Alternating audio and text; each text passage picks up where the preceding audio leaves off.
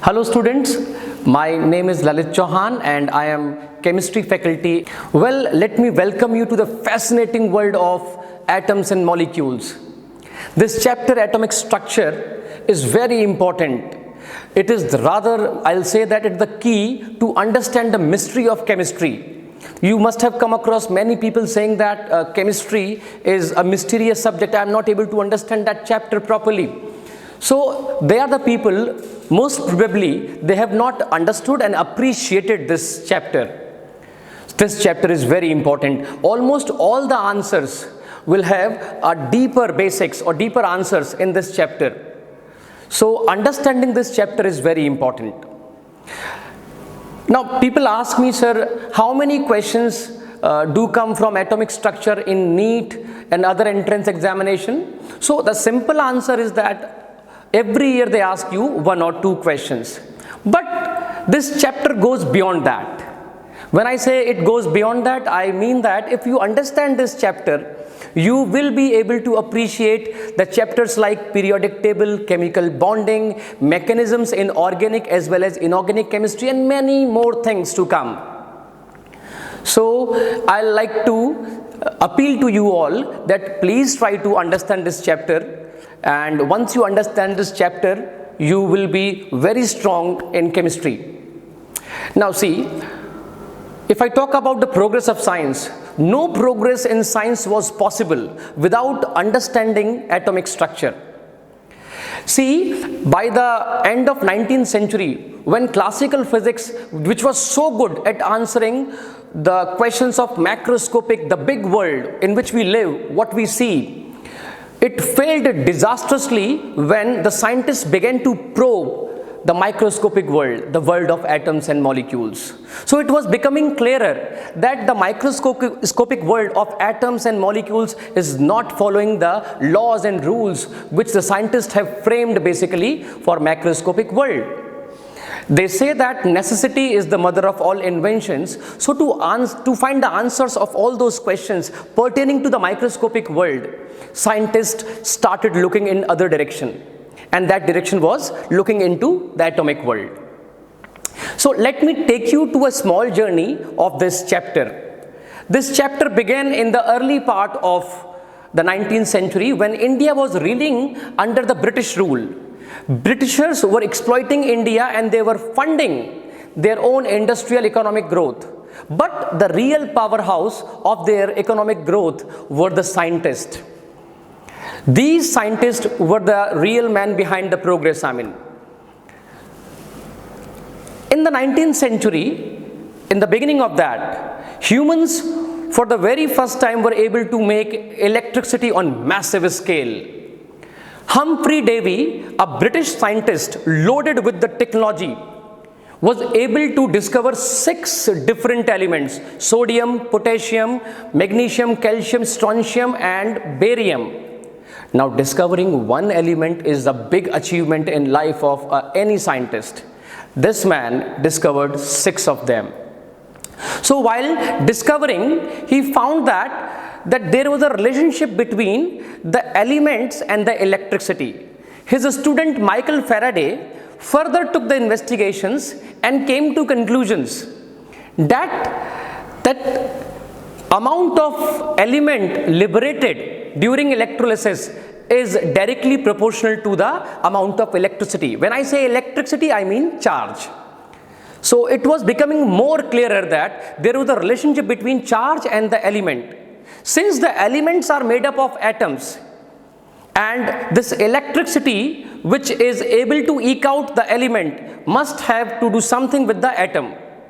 So we are right now at a stage where we can understand and appreciate that this charge, this electricity resides in an atom. And it is because of this chapter will begin. Okay? So let me begin this chapter. At the same time, the scientist called J.J. Thomson was investigating cathode ray discharge tube. So while his investigations were on, he came across some astounding results. What were those results? Let us see that. Okay.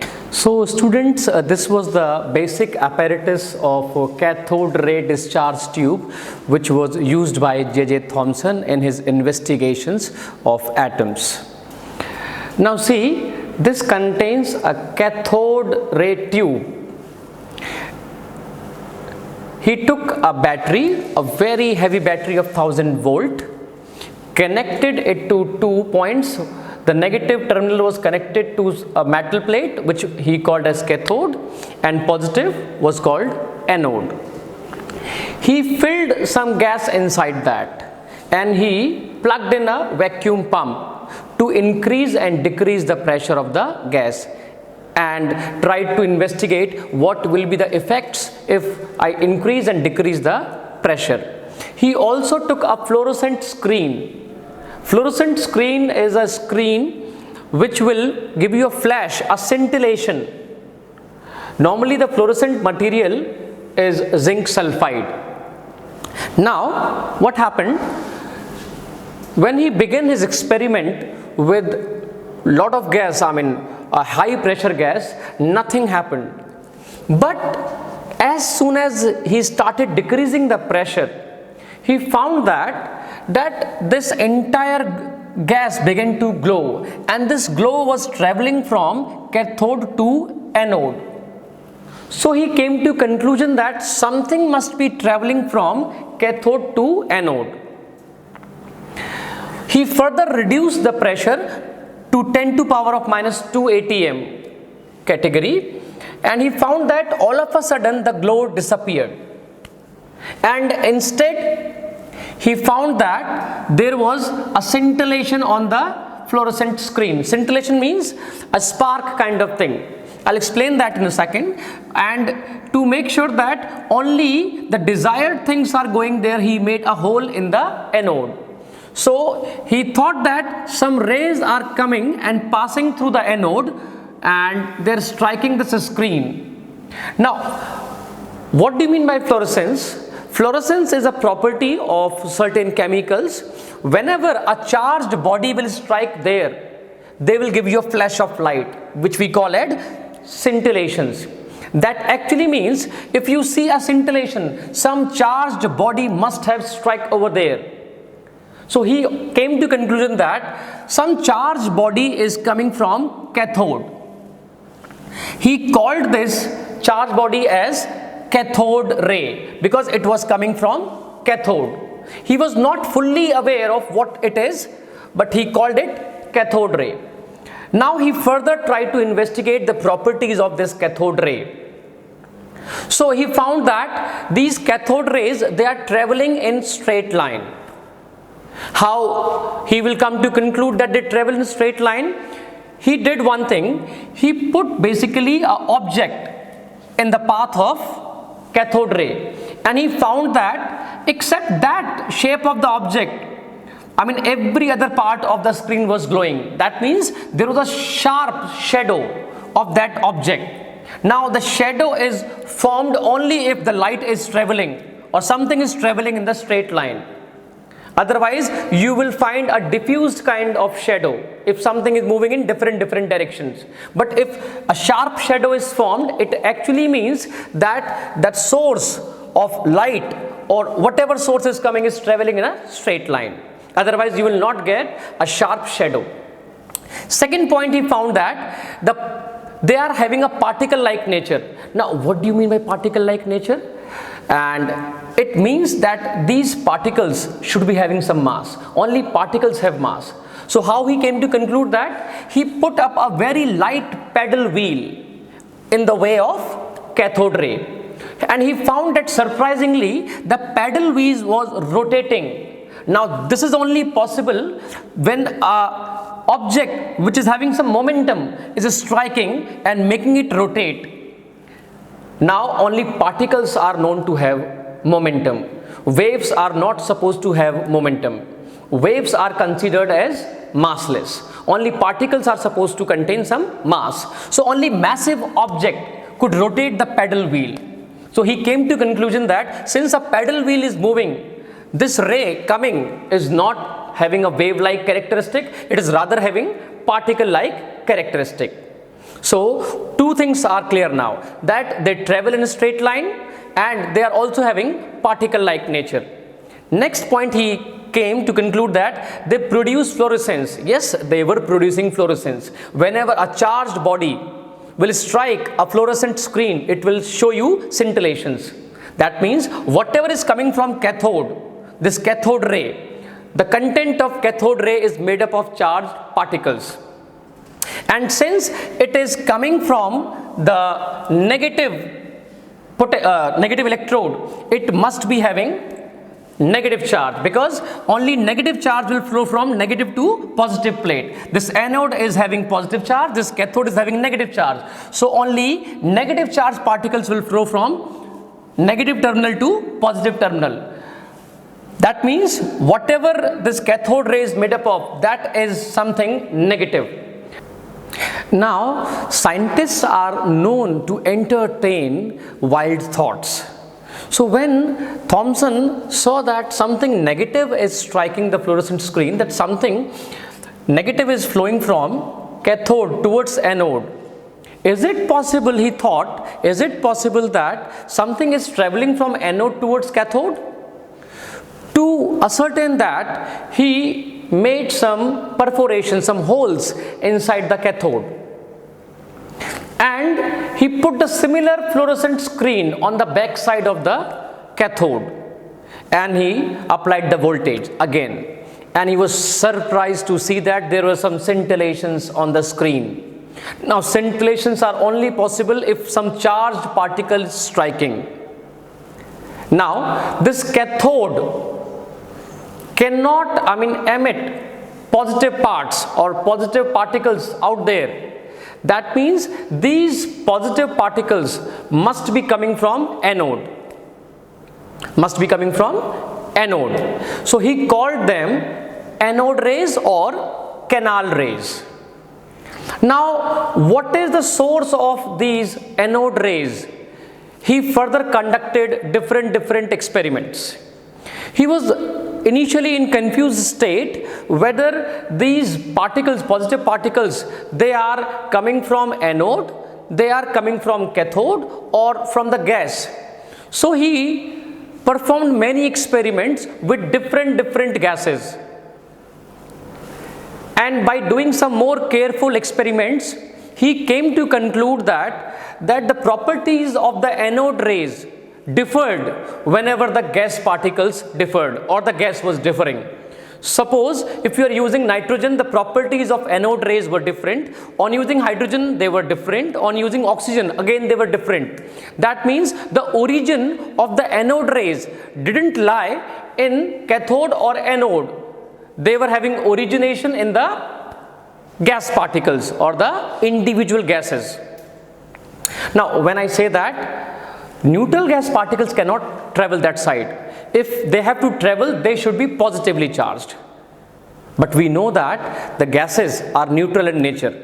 That means during this process of cathode ray experiment, the gases might have ionized into positive and negative part.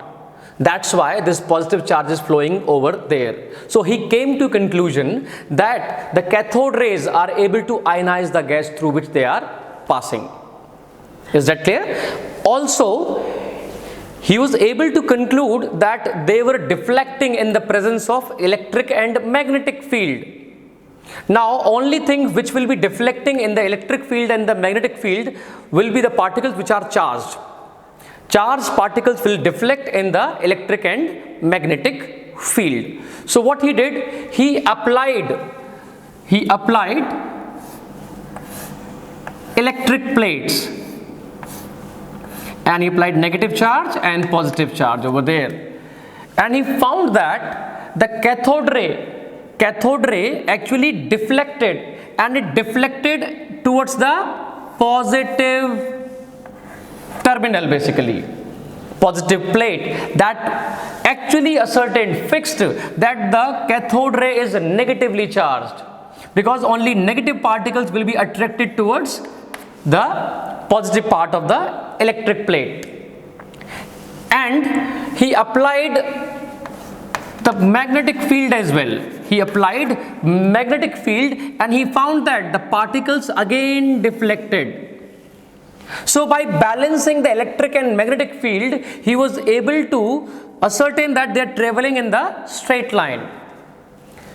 So this was a foolproof of the fact that the cathode rays are charged and they will be deflected in the electric and magnetic field.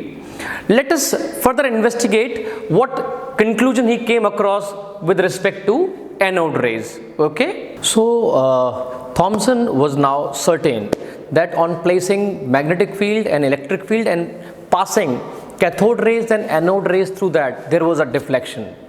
Now this deflection, it depended on charge and mass. He also found out that the deflection was more if the charge was more.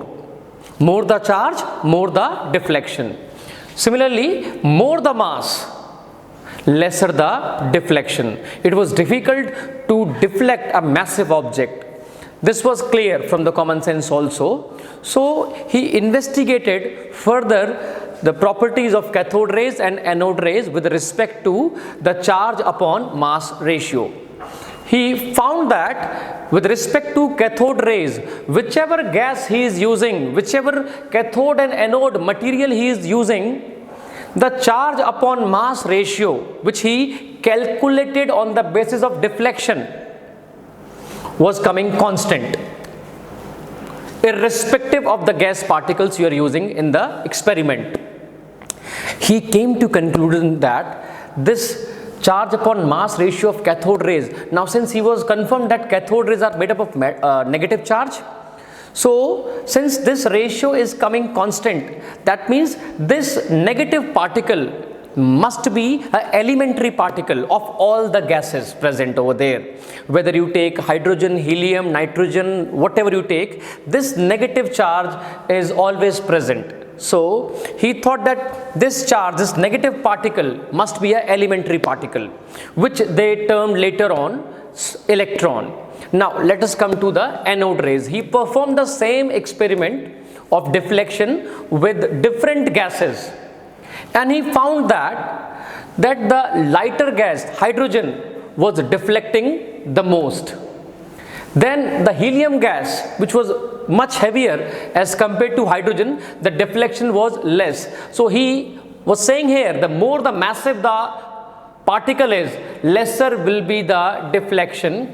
And with the neon gas, the deflection was still less, because neon is even more massive than hydrogen and helium. So he calculated. So I have presented you a unit wise charge upon mass ratio. Say for example, we have got one positive charge in every case, because we are assuming that one negative charge is displaced from the gas particle. Now the mass number of hydrogen is 1, it is 4, it is 20 for neon. So if you will calculate the charge upon mass ratio, I am taking one positive charge as 1 unit charge. So it will be 1 by 1, 1 by 4, 1 by 20. For anode rays, the charge upon mass ratio was not constant. It varied with the gases. That means the anode rays, they are coming from the gases. The source of anode rays is inside the gases. So this is, right now we are here, where we are having a confirmation that this negative charge, which will be called electron later on, is the fundamental particle of all the gas particles. While the anode rays, which are positively charged, this charge upon mass ratio is dependent on the individual gases. Okay, I hope this is clear. Students, Thomson didn't stop here. He took his investigations further and he performed experiment with neon gas over there.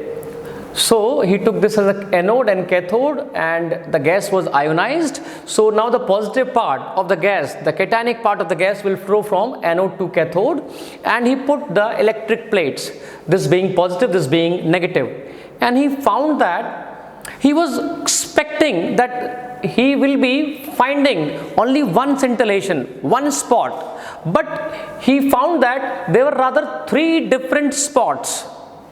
He was a bit confused that he has used only neon gas and he is finding 3 different spots. On the basis of charge upon mass ratio, which we have done earlier, he came to conclude that neon is made up of 3 different kind of particles, which were later on termed as isotopes.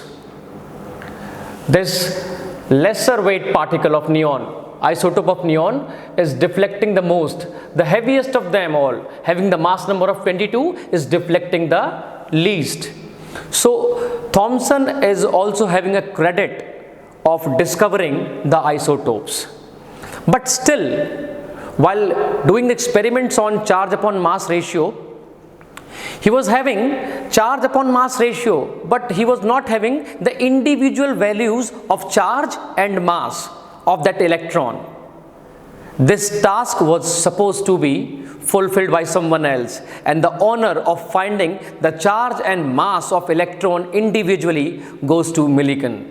So let us investigate now the Millikan's oil drop experiment. So students, let us see the Millikan's oil drop experiment. Millikan designed this experiment. He took an atomizer and put an oil inside that.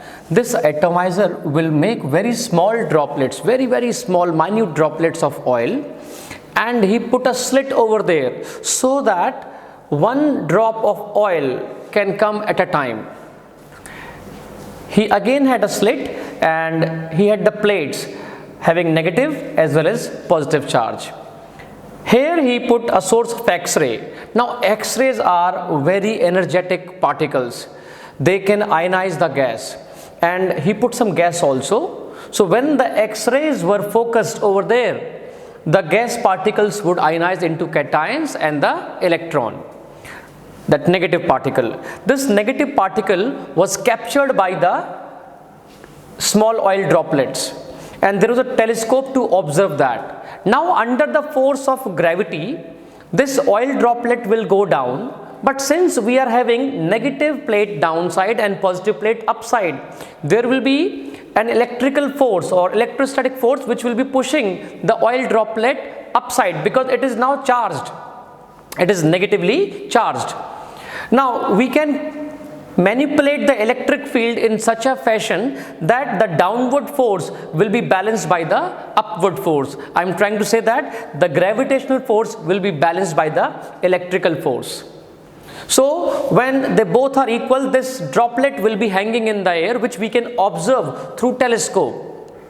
Now through Thomson, we know that the charge upon mass ratio for cathode ray particle is 1.75 into 10 to power of 11 coulomb per kg. So if we do this experiment and we make sure that the oil drop is hanging in the air, it is balanced, so we can find out the Q, the charge on that droplet of oil. He found after doing many experiments that this charge is integral multiple of 1.6 into 10 to power of minus 19 coulomb. So Millikan thought that this charge must be the integral charge, the basic charge, the unit charge which is residing on that electron. So the charge on the electron he called was 1.6 into 10 to power of minus 19 coulomb.